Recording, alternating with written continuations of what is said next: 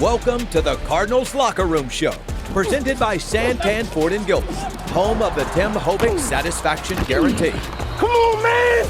Come on! Let's get back to the stadium for analysis and exclusive interviews from the Cardinals locker room. Here's Dave Pasch, A.Q. Shipley, and Paul Calvisi. Well, the LA Rams had to have it after a disappointing loss to the Carolina Panthers next week. With not just first place in the NFC West, but first place in the entire conference on the line, LA needed a win. It did not look good early. The Cardinals were up 7-0. The game was tied 10 apiece midway through the second quarter, but then the Rams started to look like the Rams. They ended up running for 249 yards. Matthew Stafford had 3 incompletions early, and he had 6 the rest of the game through 3 touchdown passes. The Rams win it 45-17. They go to 10-3, tied with Seattle atop the NFC. With Chicago losing, the Packers now are atop the NFC North. And in the loss column, Green Bay's tied with L.A. and Seattle for the top record in the conference. So the division race is going to come down till the end. The race for the 1 seed in the NFC looks like it's going to go until January. Should be a great finish to the 2025 regular season. Unfortunately, the Cardinals will not be a part of either conversation. Mathematically eliminated from the playoffs, and another defeat today at the hands of the Rams to fall to 3-10 on the season. They are now tied with New Orleans for the second lowest mark in the conference, tied with New Orleans and Washington. Obviously, the Commanders have had some injuries to deal with, but it's been really as disappointing season as any team has had in the NFL this year after making it to the NFC title game. The Commanders are 3-10 on the season. It's the New York Giants, the only team with the worse record right now than the Commanders, Cardinals, and Saints, as New York is 2-11. You've got a couple of 2-11 teams in the AFC, Tennessee and Las Vegas. Cleveland is 3-10. The Jets are also 3-10, and that's it. So obviously that is something I'm sure that fans are interested in because you start talking about draft order and all that. But obviously the Cardinals, they want to win the remaining games. They want to play hard. They want to evaluate. And there were some good things that happened in this game on offense. We'll get to that in a little bit. But right now, Hjalte Froholdt standing by with Paul. Yeah, let's start right there. Let's start with the opening drive, talking about 5 plays, 67 yards, 7-0 right out of the gate. Michael Wilson from Jacoby Brissett. What'd you like about that opening drive, and how much did that go according to script? I mean, exactly according to script, man. We came out hot, played really well. We're all on our P's and Q's, and there's no small errors. So, when everybody, steps up and do what we need to do, I mean, that's a really good defense, and we execute on that first drive. Yeah, what is the biggest challenge against those players, that front, and that scheme?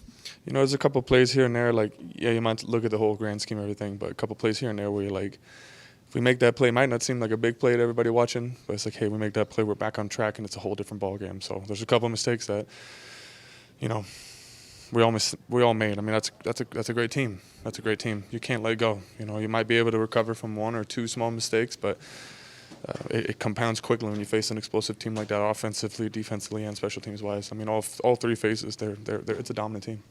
Second quarter, the game started to turn. Where do you think this game got away?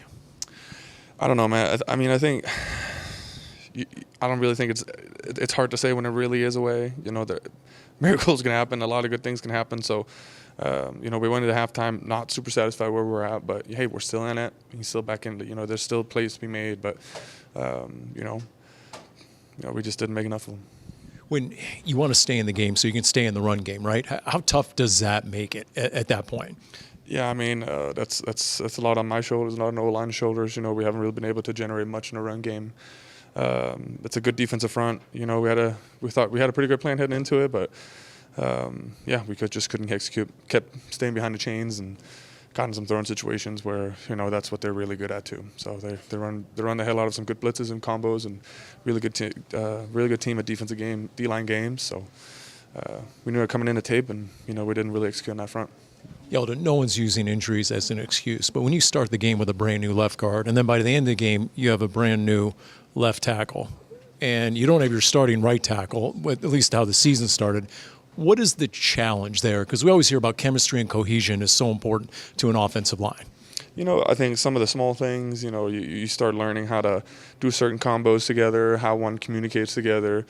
Some mistakes that, a starter might have made early in the season, well, then he learns something quicker than someone who's watching tape. It's just different when you're not out there. So, but I'm proud of the boys. I'm proud of John going in there and playing left guard and being loud, communicative, and assertive in his communication. And I think he did a good job. And everybody else on the line, I think all things considered, they're playing a really good ball. So it's a team game. We all need to do better, and the O-line certainly is a part of that. Last question: how do you assess the mental state of the team, and especially for the young guys? What would be your message at this point? I think it's in Chavo we're talking about temptation. And I think one of the things it's tempting to look ahead, look too far ahead, and what's my plans and all this stuff. Stay present, man. It's not just for fun and games. This is a job. This is what we need to do. We need to go out. We need to execute. We ain't got time to not be prepared, to not play hard, to not do these things. The eye in the sky don't lie. So pick yourself back up tomorrow. Get back into meetings. Keep moving forward, and we're going to stay aggressive. We're going to keep playing hard. We're going to get back into it. We got 4 more opportunities. The most important one's this upcoming week. Appreciate the time and the insight. Thank you. Yes, sir. Thank you so much. There you go. Team captain Hjalte Froholdt. Well, and certainly acting like a team captain with that last answer there, AQ. The eye in the sky referring to the camera and the film that every NFL team watches on every NFL player. And Hjalte Froholdt acknowledging, hey, we got 4 games left. We've talked about this many times. Fans may hear a football player say, I got to play for myself, because ultimately when you do play for yourself, you're playing for your team.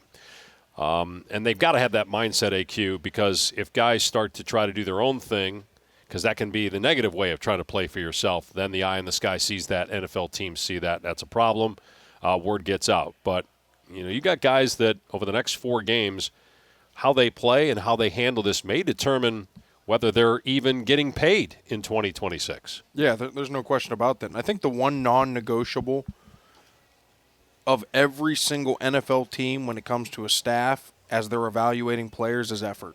So I think that is non-negotiable. That has to stay 100% for everybody, because if there's any moment where anybody questions your effort, you don't have a job in this league any longer, because everybody talks, everybody's friends, everybody watches the exact same tape. And so if they see a lack of effort, you are out of this league very quickly. So I think that's first and foremost. The other thing that, doesn't get mentioned hardly enough whenever you're losing as many games as the Cardinals have this year is the fact that when you walk in the building on a Monday after a win versus a Monday after a loss, the joy and excitement for a win and the somberness of a loss is about miles apart, right? So this whole team should want to do everything in their power to somehow scrape a win together, because the entire mood of the building changes by a mile on a win. And so these guys have to put the effort in. They got to find a way to scrounge out a win by all means necessary moving down this stretch, because you can't just continue to lose games and continue to regurgitate the same message over and over again and then come out and do the same thing again, right? Like it's crazy to think and listen to at times, but they got to find a way to get one here. Rams win at 45-17 over the Cardinals. This may be a hard question to answer until you have watched the film. But based on what you saw today, defensively in particular, how much of what happened was guys not having the effort, not having discipline, not being attentive to details, not being locked in? How much of it was just depletion, talent depletion because of injuries against a much healthier football team? Yeah, I think it's probably a little bit of everything. I don't think the effort was a question. I really don't. I think guys were trying to make plays, and I think discipline was probably the biggest thing. That was the second word you mentioned. I think that's probably the biggest thing that I noticed in today's game. It's discipline of securing and making a tackle. It's discipline of staying in your gap. It's discipline and going over the top versus trying to undercut it and backdoor a play and try and make a play, and now all of a sudden you're out of your gap that you should be in, and now that turns into a 30-yard gain in the run game or a 40-plus yard touchdown, whatever it was, right? I think all of those things combined all add up over the course of a game. It's the details. We keep talking about the details, but all of that stuff goes into what is happening in these losses. I mean, we can sit there and say, okay, this play didn't matter, but again, that's the second time this year where a kick lands short of the landing zone. Like, these are inexcusable things. Like, and whenever you think about undercutting and taking yourself out of the gap, which turns into a plus 30-yard run, or missing a tackle because you're not focused on running your feet through the tackle, it's all of these little details. It's miscommunication on a route. It's miscommunication when you're passing off a line stun up front. It's just over and over and over again across the board. And it's not every play. It's not every play, and it's not every man. But it's something almost on most plays. And those things add up, and now all of a sudden they become huge deals. You heard Hjalte pause after his initial response to Paul and bring up one of the things that they discussed in chapel apparently about dealing with temptation. He talked about the temptation to look ahead, to start thinking about what the future is for next year. I'm guessing, AQ, the best way to do that, worrying about your future, is worrying about your present, because your present's going to determine your future. If you're Jonathan Gannon, if you're on this coaching staff, how much of that is a point of emphasis, or at this point, if you're JG, are you saying, you know what, I've said all I can say? You guys are grown men. You're professionals. I'm expecting the effort to be there. I can't try to muster it up for you. I know you can't go silent for the next 4 weeks, but you just wonder at this point, how much more really you can say that's going to really impact the players. So there's still very much great belief in JG and the coaching staff. I'm not saying that at all. I'm just saying if you're him, I don't know how many more messages you can deliver to a team that, again, has dealt with so many injuries. Yeah, no, there's no doubt. But I think the one thing that I've always respected about Coach Gannon, more than maybe anything, is the fact that he's so convicted in his beliefs and his messaging, and he never wavers from it, no matter what. No matter after the loss, no matter after a win, his message is his message.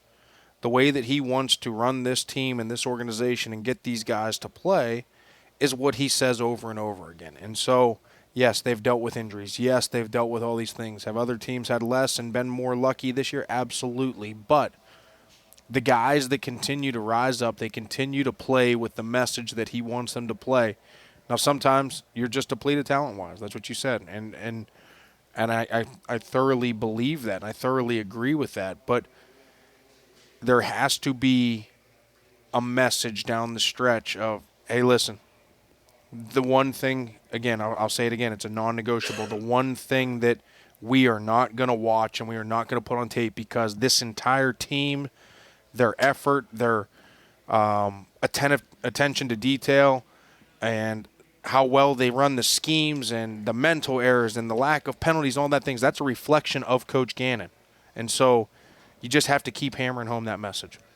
And look, I think whatever JG says, it will be appropriate, because he's done a terrific job of messaging to the players.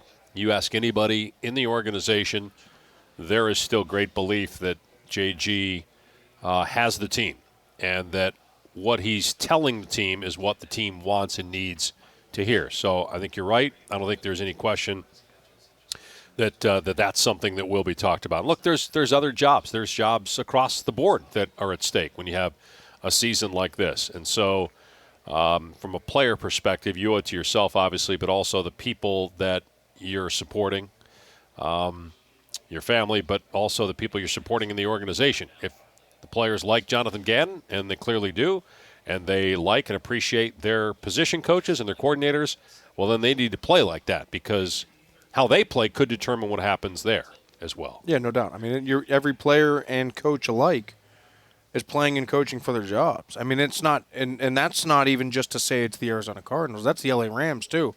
Sean McVay is in the penthouse today, but he was in the outhouse not too long ago, right? I mean, and that's just the reality. It's a what have you done for me lately league. And so the Washington Commanders were in the NFC Championship a year ago, and now all of a sudden There's going to be a lot of coaches in that building for the next 4 weeks wondering if they have a job next year. There's going to be a lot of players wondering if they have a job next year, because the front office will look at this and they won't care about the injuries. They won't care about whatever happened and circumstances and all of the different things that go on throughout a season. But at the end of the day, it's what have you done for me and what are the results? It's a results-driven business, and it's what have you done for me recently. And if the record shows as is, then very quickly when you're in the penthouse, you can go to the outhouse very quickly.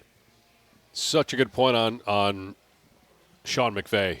A few years ago, he was thinking of hanging it up. There was great interest from several networks.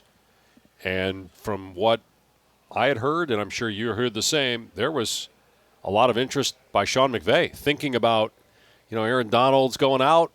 Stafford's got a short period of time left. I'm not sure that, all the hours that I'm putting in, I've accomplished so much, are worth it. He obviously felt in the end that it was. He turned those opportunities down. He stayed coaching, and they might win another Super Bowl. It's really remarkable. Again, this different iteration of his Rams. It's just an incredible story to watch where they've come from. And that could be the Cardinals in a year or 2 years. I mean, that's the beauty of the NFL.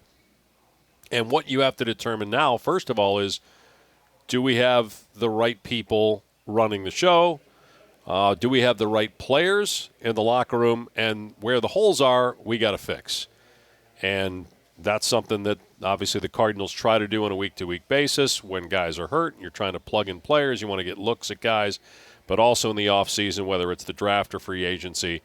And, these college games that are coming up are important. I'm sure that the scouts, Monty Ossenfort and, Dave Sear, assistant GM, they'll be monitoring those games as well.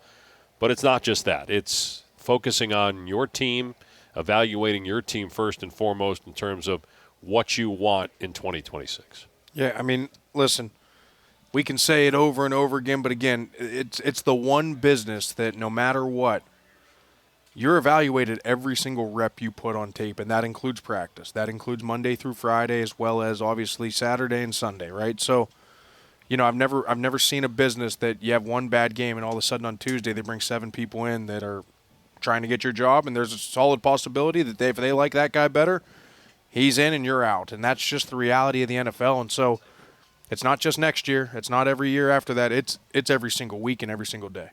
All right, we are awaiting Jonathan Gannon. Should be momentarily. Just finished up his press conference with the media. The Cardinals fall to the Rams 45-17. Arizona now 3-10 on the season. 4 games left, 3 on the road. Just one more game at State Farm Stadium. That's in 2 weeks against the Falcons. The Cardinals will be in Houston for an early kick next Saturday. And right now we're going to hear from JG standing by with Paul. All right, Coach, strong opening possession. You get the touchdown drive. The defense holds them to a field goal. In fact, it's 10-10, early second quarter. Where did the game turn in your mind? Yeah, the wheels came off after that, didn't they? I mean, we didn't, defensively we didn't stop them. We didn't get to a lot of third downs, way too many explosives on first and second down, and then offensively just couldn't, sustain that. Like what we did in the first drive, kind of opened it up.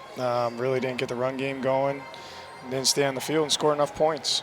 When it comes to the Rams' explosives, I think they had 18 plays of 10-plus yards through 3 quarters. How much of it was tackling? How much of it went beyond that? Well, I mean, the big ones to me were all the Puka. In the first half, he's got to catch a 19, a catch a 32, a catch a 20, catch a 28, another catch a 28. And like I just told the media, like certain calls that were in, there were some stressful downs, and he won on those. And then there's other calls that I didn't think the ball should have went where it went, because that's the strength of the call there, and we obviously didn't execute well enough. So hats off to them. They made some big-time plays, but we didn't play to the level that we needed tonight to hang in there and try to win the game. And for young corners going against Puka Nacua, that's a pretty dang tough matchup, right? Yeah, he's a good player, man. We knew that going in. When the inability to stay with the run because you get behind and just establish a ground game from the get-go, How much is that holding the offense back overall? Yeah, I think it's holding, just collectively, when you talk about complementary football, when you can't run it, you can't get off plays, and then you're putting the defense back out there. But like I said, that's we need to be able to run the ball better to play better offense, and that helps the defense out. But give them credit. They did a good job. They really did. And of course, that always goes to the trenches. And up front, we had Hjalte Froholdt on. He looks to his left. He's got 2 new guys. He looks to his right. How much of this is revolving around the line of scrimmage right now? Well, everything starts with the line of scrimmage, offense and defensively. So, they had some explosive runs versus our defense, too. It's always going to start up front. So, just got to put them in better spots and play with better technique so we can execute at a higher level. Michael Wilson, huge game, right? 11, 142, 2 touchdowns. Not just the number of catches. How about the degree of difficulty in some of the catches he's making? Yeah, he's got big-time contested catch, talent, and he's done that since he's been here, honestly. But he's getting open and catching it. I know that. He's playing well. How'd you assess Jacoby Brissett today? Thought he played well. I thought he hung in. He found some things. Like I said, we had a couple good drives there. We just, over the course of 60 minutes, we just got to play better football collectively, not just Jacoby, not just, this guy or that guy. It's all of us together. So that's what we'll get back to tomorrow. And conversely, Matthew Stafford, he started 1 of 4, then he completed about a dozen in a row. What got rolling for him? Well, I don't think we affected him enough, pre and post snap with our looks, obviously, and he wasn't under duress most of the day, and he's got guys that are getting open and catching it, on the flip side to that, and I thought he did a good job, and we did take away some of the second, third level stuff. He got it out of his hand, checked it down, doesn't let the rush affect him, so he played well. He's playing well. And in terms of Cardinals' run defense, anything else stand out? What did you think of gap integrity without looking at the film? How disciplined do you think? Probably got to watch the film, but when they run it like that for those kind of explosives and, it's felt like 6, 7, 8 a pop, we got to do we have to execute all of our fundamentals, all 11 guys better than that. Finally, we asked Hjalte Froholdt just about the mental state of the team, what's most important. He said, look, you got to resist the temptation to look ahead. You got to stay present. What else would you tell the team right now? Yeah, that's a really good message. That's why he's a captain. What I just told them is that that's a frustrating collective loss, right? It's very humbling to lose like that. But we'll come back in tomorrow and we'll take it on the chin, and we'll keep working, keep at it, and get better from it. And last question, Paris Johnson Jr., anything more on the knee? No, I just heard he had a knee. He wasn't able to return. Okay. Coach, thank you. Okay, thank you, guys. Be safe. There you go. Jonathan Gannon, guys.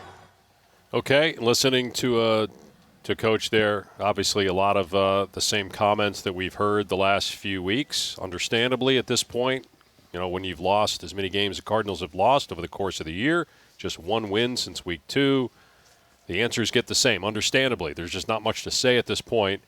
It's been a lost season and a disappointing season. Did you have any particular takeaways from what you heard there from Coach? No, he saw the game the same way we saw it from up here. He mentions about 6, 7, 8 yards a pop in the run game, just not tackling well enough, not enough stuff to disguise, not enough stuff to affect Matthew Stafford, and that's the key. Like, if you look back to a week ago, watching that film, Derek Brown and the boys in Carolina got after that offensive line, got into 3rd and long situations, and were able to affect Matthew Stafford, which causes interceptions and obviously caused the fumble that ended the game a week ago. And then this game right here, there just wasn't very much. I'm not sure if he got hit very much in this game. Don't remember a lot of plays where there was contact. Agree. Or even pressure to Matthew Stafford. But that was not the only issue today. There were plenty. JG pretty much hit on all of them. He talked about how humbling it was to get beat like this. The final score, 45-17. The Cardinals will be in Houston a week from today. One more home game in 2 weeks against the Falcons, then back-to-back road games at Cincinnati and a game with the Rams in L.A. in the new year to finish up the 2025-26 NFL season for the Cardinals. Our executive producer is Jim Omahundro. Associate producer Cody Fincher. Engineers Walt Ellis and Jason Ellis. Technical director Ali Narini. In-studio coordinator Jamal Gumo. Vice President of Digital Content, Creative, and Brand is Surf Melendez. Craig Grialou and Rob Fredrickson will join you next with Cardinal Talk. For A.Q. Shipley, Paul Calvisi, I'm Dave Pasch. The Cardinals Locker Room Show has been presented by Tim Hovik Santan Ford in Gilbert. Right on the price, right on the corner of the Santan 202 freeway and Val Vista. A lot more coming up after a 45-17 loss to the LA Rams right here on the Cardinals Radio Network.